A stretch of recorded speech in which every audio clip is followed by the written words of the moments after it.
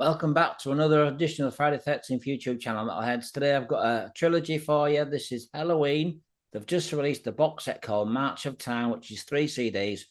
It's a combination of all the classic songs all put together. So if you are a fan of Helloween, check it out. If you're new to Helloween, this is a sensual box set for you to check out. You won't go wrong. Thanks for watching and enjoy this review.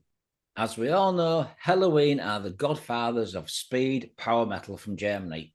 One of the creators, following the footsteps of Iron Maiden and Judas Priest. Now, the band were formed back in 1984 in Hamburg. The band were originally formed by guitarist and vocalist Kai Hansen, Michael Weikath on guitars, Markus Grosskopf on bass guitar, and original drummer who sadly passed away, Ingo Schwarzenberg. So that was the original lineup. The band, with the early stages of demos, made a massive impact around the Hamburg scene and was soon recognised throughout Germany. And it wasn't long before the band would be signing to Noise Records. As we all know, Noise Records had such great acts such as Celtic Frost, Creator, Rage, Gravedigger, and the list just went on. In 1985, the band released their debut EP, which is a fantastic EP, and this would be followed by the cult classic album Walls of Jericho.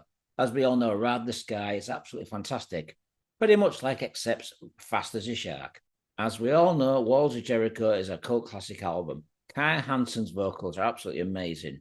Now, the band would release their second album, which was called Keeper of the Seven Keys Part 1. This was released in 1987. This should also feature Michael Kiske on vocals, making room for Kai to concentrate more on the guitar playing. Keeper of the Seven Keys Part 1 is a very successful album. I saw this band on this tour with Overkill as their opening act. Fantastic show. If you'd have seen that tour, you just know what I mean. But this was a great album. I actually saw the band playing at Monsters Rock Festival, Keepers of the Seven Key Part 2. The first 3 albums are absolutely fantastic. Now the band released another album in 1991, which is called Pink Bubbles Go Ape. This didn't receive as much success and as good reviews as the first 3 albums, sadly. Although this album did have some really good songs, it didn't quite make the impact of the first 3 albums. And this would be followed by the next album, Chameleon, which was released in 1993.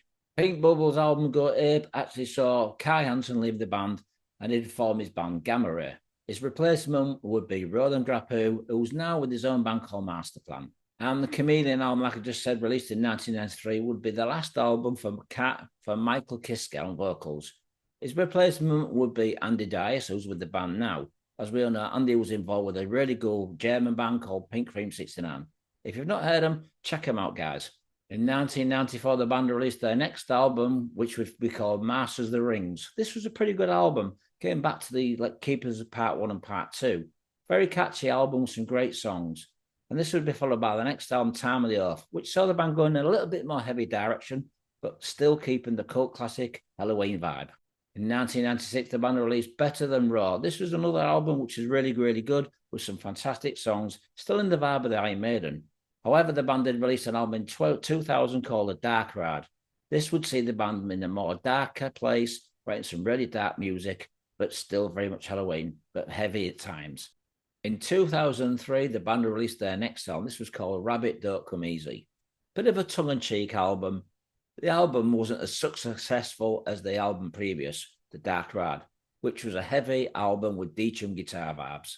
2005 saw the band's next album, Keeper of the Seven Keys, The Legacy. This was more back to old school. Very, very good album, some great songs, great production, and fantastic vocals all around. In 2007, the band released their next album, Gambling with the Devil. This was a really, really good album, great artwork, some fantastic guitar playing and vocals all around. 2010, for me, was probably one of the best albums. This was an album called Seven Sinners, a very heavy album indeed. Slightly different direction to what they usually do, but there was some fantastic playing, but really well thought album. If you've not heard Seven Sinners, check it out, Metalheads. Great album. 2013 saw the band's next album. This was called Straight Outta Hell. Pretty good album, very heavy at times. Kind of remind me a little bit of Judas Priest in places, but also the Helloween vibe and also Iron Maiden. In 2015, the band released their next album. This was called My God-Given Right. This was a pretty cool album, kind of a cross between Seven Sinners and the album Gambling with the Devil. In 2021, the band released their next album. This was called Helloween. This would feature Kai Hansen, also Michael Kiske on vocals and Andi Deris. And this has been the lineup since. They've had 3 singers within the band. They're doing really, really well. And the band are about to tour next year with Beast in Black. If you're going to go and see the show, buy a ticket soon because it's selling out fast. So this new album is called March of Time. It's a 3 CD box set featuring cult classic songs throughout the band's career.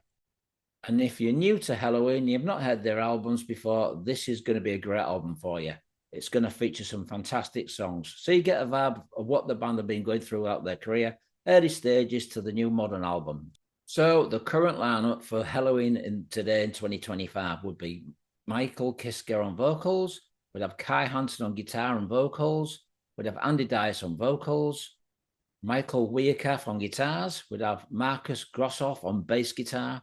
Sascha Gerstner on guitars. And on drums, we'd have Daniel Löble. So that's the current lineup for the band Helloween. So it's released as a 3D CD box set and also a 5-album release. CD 1 would feature the songs Walls of Jericho, Ride the Sky, which is an absolute amazing song, probably their cult classic, like I said earlier. We'd have Metal Invaders, Victims of Fate, How Many Tears, Eagles Fly Free, Helloween, A Tale That Wasn't Right, Future World, March of Time, Doctor's Theme, which was a cult classic, we also released as a single. We'd also have Keeper of the Seven Keys. That would be the CD 1. For CD 2, we'd have I Want Out, Kids of the Century, Number 1, Windmill, Soul Survivor, Perfect Gentleman, In the Middle of the Heart Heat, Why, Forever and One, Neverland, Power, Steel Tormentor, Hey Lord, I Can, If I Could Fly, which is a great song, Mr. Tormentor, Hell Was Made in Heaven, Light the Universe. So that's CD 2. CD 3 would feature the songs The Invisible Man, As Long as I Fall, Kill It, Where the Sinners Go, which is another great song, Are You Metal, Nabiti, Straight Out of Hell, Waiting for the Thunder, Heroes, My God-Given Right, Pumpkins United, Best Time, Fear of the Fallen. The last song will be Skyfall. So that's the 3 CD box set. I think the record company and band have made a great choice picking some really good songs here. I'm going to give this album 4.5 out of 5. If you are a Helloween fan, check it out. If you've not heard Helloween before, this is essential if you want to get into power metal and speed metal. If you're new to Helloween and you like speed metal and power metal, please check this out. This is a fantastic box set. Thanks for watching, Metalheads. Stay metal, more reviews coming soon.